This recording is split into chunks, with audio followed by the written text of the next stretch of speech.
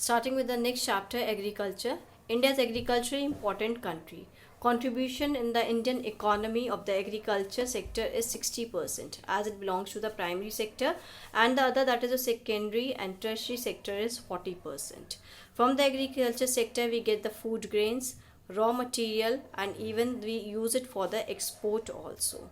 That is your tea, coffee, spices, fruits, and the other products. Contribution in the GDP of this agriculture sector is 17 to 18%. Its rank is first in the world in net cropped area or net sown area. NSA stands for net sown area. We export round about 38 billion US dollar agriculture products. India is the seventh largest country in agricultural exporter. Now next topic is types of farming. In this, the first farming is primitive subsistence farming. See, it is basically practiced by the poor people. Okay, those who have small farms, they use primitive tool, that is the old tools like hoe, dao, digging sticks. It is practiced by only by the family members. They depends basically on the monsoon or the natural fertility of the soil. It is also called as slash and burn agriculture or shifting cultivation. See what they do. They first clear, it is called slash and burn agriculture. They clear the land, first land. Whatever the remains are left on the land, they burn it. That's why it is called as slash and burn agriculture. Then later on, after 1 year, they shift to another piece of land. Then apply the same method. Then again another piece of land, and then again another piece of land. Returning to the first one after 3 to 4 years or 4 to 5 years. This is called as slash and burn agriculture or shifting cultivation. They generally grow cereals, vegetables, and pulses. That is the requirements for their day-to-day needs, that is grown by them.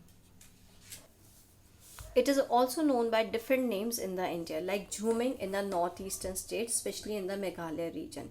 It is called as Deepa in the Basta, that is in the Chhattisgarh district, as well as in the Andaman Nicobar Island. It is also called as Pamalau in the Manipur. Now next farming is intensive subsistence farming. In this, it is basically practiced in the areas where the high population is there. It's a labor intensive method like the states of the Uttar Pradesh, Bihar, Jharkhand, even the West Bengal also. They uses biochemical inputs, modern that is your fertilizers also, pesticides also, and the irrigation techniques. But this kind of farming has led to the fragmentation of the land holding. Suppose this is the land of one father. He has four sons, so he has divided this land into 4 parts. Then again, this first son is having one son, he has given this part to his own son. Other one is having 2 sons, he has divided into 2 parts and given to his son. Then third one is having 3 sons, so he has divided into 3 parts and given to his son. Fourth one is having 4 sons, so he divided this land into 4 parts and given to his son. You can see that dividing this whole large piece of land into a small quarter of the land, into a small part of the land. So this is called as the right of the inheritance, that is passing of the land or the property from one generation to another generation. In this, it leads to the division of land. They want to do what they want to do, maximum output from the minimum land. They want to get maximum from the, that is the land that they are having the minimum, and they want to get more and more from it because they are not having any other source of the livelihood.